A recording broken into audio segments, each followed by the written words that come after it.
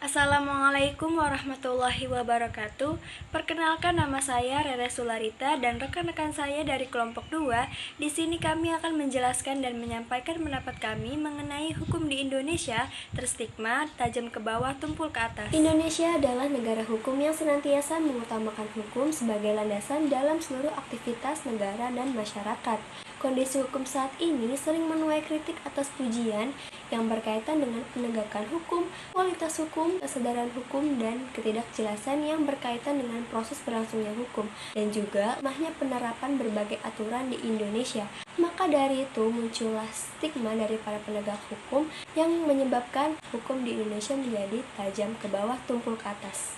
Dalam kehidupan sehari-hari, sering ditemukan masalah kecil tapi dianggap besar dan terus dipermasalahkan sampai ditampilkan dalam berita-berita yang sebenarnya bisa diselesaikan dengan sikap kekeluargaan.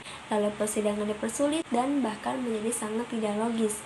Sementara itu, banyak di luar sana tikus berdasi berkeliaran, menikmati dengan santai dan senangnya uang rakyat yang acap kali disalahgunakan untuk hal kepentingan pribadi. Uang yang seharusnya menyejahterakan rakyat, namun sebaliknya membuat rakyat menjerit seolah mencari di mana keadilan negeri ini. Pernyataan tentang pelaksanaan dan penegakan hukum di Indonesia dalam satu kalimat tajam ke bawah tumpul ke atas. Pernyataan ini tentu memiliki alasan yang kuat dalam implementasi penegakan hukum, dan yang sangat menjadi sorotan adalah implementasi penegakan hukum pidana. Padahal dalam Undang-Undang Dasar 1945 Pasal 28D ayat 1 yang berbunyi setiap orang berhak atas pengakuan, jaminan perlindungan, dan kepastian hukum yang adil serta perlakuan yang sama di hadapan hukum. Dalam pasal tersebut tercantum kepastian hukum yang adil serta perlakuan yang sama di hadapan hukum, artinya setiap warga negara memiliki hak yang sama dan tidak dibanding-bandingkan dengan kekayaan, status, jabatan, maupun keturunan. Meskipun sekarang ini pemerintah sedang berusaha menyusun kitab undang-undang hukum pidana yang sesuai dengan jiwa dan kepribadian bangsa Indonesia, sementara kondisi hukum sekarang ini ketika berhadapan dengan orang yang memiliki kekuasaan, baik itu kekuasaan politik maupun uang, maka hukum menjadi tumpul. Tetapi ketika berhadapan dengan orang yang lemah, yang tidak mempunyai kekuasaan dan sebagainya, hukum bisa sangat tajam. Hal ini terjadi karena proses hukum itu tidak berjalan secara otomatis, tidak terukur bagaimana proses penegakan hukumnya. Seharusnya ketika ada kasus hukum, kita bisa melihat dengan cara yang matematis. Perbuatannya apa, bagaimana prosesnya, bagaimana proses pembuktiannya, bagaimana keputusannya. Kalau ini diterapkan, proses penyelesaian hukumnya pasti berjalan dengan baik. Contoh kasus yang terjadi di Indonesia, masih banyak sekali penyimpangan yang terjadi dengan hukum tajam ke bawah tumpul ke atas.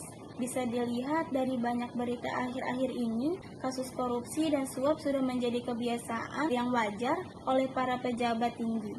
Dalam hal itu, para penegak hukum pun menerima berita yang beredar di masyarakat pun sudah masuk kuping kiri, keluar kuping kanan. Ada beberapa contoh kasus di Indonesia yang tidak memiliki keadilan sama sekali oleh masyarakat kelas bawah. Yang pertama, ada kasus oleh Nenek Nina yang mencuri singkong karena kelaparan dan dijatuhi hukuman 2,5 tahun di penjara. Yang kedua, kasus oleh kakek Samirin, ia terbukti bersalah karena memungut sisa getah pohon karet dan terbukti mengambil seberat 1,9 kg. Jika dirupiahkan, sekitar Rp17.000. Yang ketiga, ada kasus dari Nenek Asyani, terdakwa pencuri kayu divonis 1 tahun penjara. Inilah beberapa contoh kasus hukum di Indonesia yang tidak memiliki keadilan untuk masyarakat kalangan bawah. Pertama adalah kasus Nenek Minah yang berusia 55 tahun yang mencuri singkong dari lahan milik tetangganya karena kelaparan yang divonis 2,5 tahun penjara. Kedua, ada kasus Nenek Asyani, terdakwa pencuri 2 batang pohon kayu jati yang divonis 1 tahun penjara. Nenek Asyani terbukti mencuri 2 batang pohon kayu jati milik perhutani yang dia gunakan sebagai alas tidur. Nenek Asyani divonis 1 tahun 3 bulan masa percobaan dan denda 500 juta. Namun Nenek Asyani membantah kalau 2 batang pohon kayu jati yang ia ambil adalah diambil dari lahan miliknya sendiri oleh almarhum suaminya. Dari beberapa contoh kasus di atas, jika kita bandingkan dengan kasus pejabat petinggi negara yang memiliki kekuasaan dan uang, contohnya adalah satu kasus dari ex-menteri sosial Juliari Batubara yang melakukan korupsi dengan menerima suap sebanyak 17 miliar yang divonis hanya 12 tahun penjara, di mana vonis tersebut mengundang banyak polemik dan perhatian masyarakat karena vonis yang dilakukan kepada Juliari dikurangi hanya karena Juliari menerima banyak hujatan dari masyarakat, padahal Juliari lebih banyak merugikan masyarakat Indonesia. Kedua, ada kasus dari mantan Gubernur Banten Ratu Attosia. Hukuman yang diberikan hanya 4 tahun penjara dan denda 200 juta, di mana ia melakukan tindakan suap kepada Ketua Mahkamah Konstitusi Akil Mukhtar sebanyak 1 miliar untuk di mana memenangkan gugatan pasangan dari Arif Hamzah dan Kusmin. Assalamualaikum warahmatullahi wabarakatuh. Nama saya Gulan Lagosan dari kelas 1D dan ini teman saya. Salam Syah. Saya dari kelas 1D Ilmu Komunikasi. Bisa dilihat perbandingan kasus-kasus dari masyarakat kelas bawah dengan para pejabat tinggi yang ada di Indonesia sangat tidak adil, bukan? Gambaran ini sebagai bentuk krisis sosial yang menimpa aparat penegak hukum. Berbagai hal yang muncul dalam kehidupan hukum kurang dapat dijelaskan dengan baik. Keadaan ini yang kurang disadari dalam hubungan dengan kehidupan hukum di Indonesia. Seperti pada Undang-Undang Pasal 28D Ayat 1, yang dimana kalau ini diterapkan, proses penyelesaian hukumnya pasti berjalan dengan baik dan akan adil tanpa berpihak pada kaum yang kuat dan lemah. Ada diskriminasi pelaku hukum antara mereka yang memiliki uang dan yang tidak memiliki uang.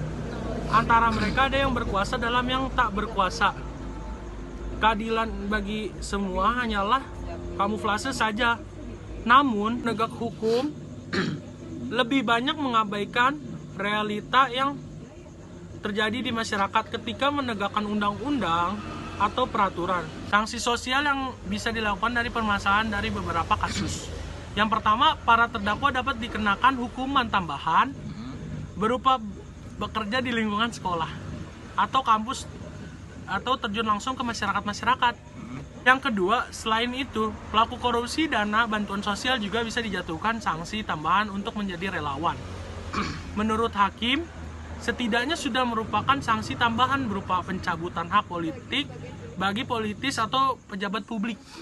Yang ketiga, larangan berbisnis kembali usai bebas dari penjara atau menjadi pekerjaan sosial. Dengan beberapa sanksi sosial tersebut, mungkin tidak akan bekerja maksimal, tetapi itu akan cukup menjadi sanksi sosial oleh pelaku. Kesimpulan akan dijelaskan oleh teman saya.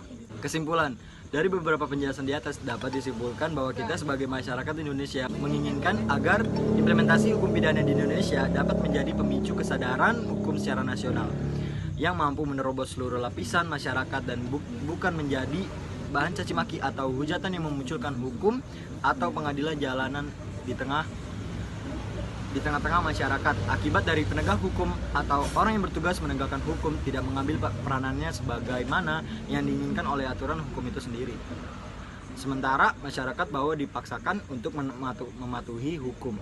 Banyak kasus yang terjadi di Indonesia mulai dari yang bersifat sepele sampai dengan yang bertaraf tinggi dan perlu diproses secara ketat. Khususnya untuk yang bersifat sepele, tidak sedikit para pelakunya adalah yang buta akan hukum dan akhirnya menjadi bulan-bulanan di pengadilan mereka. Karena ketidaktahuannya dan juga faktor lain. Walaupun aksi kejahatannya dapat dikatakan sangat ringan. Namun tidak sedikit pula para penjahat kelas kakap dapat melenggang tanpa beban atau yang juga sudah dipenjara. Namun tidak sedikit pula para penjahat kelas kakap dapat melenggang tanpa beban atau juga sudah dipenjara namun masih dapat bebas melakukan aktivitasnya ini. Inilah yang menjadi problema dalam kasus seperti ini, jangan sampai terulang kembali.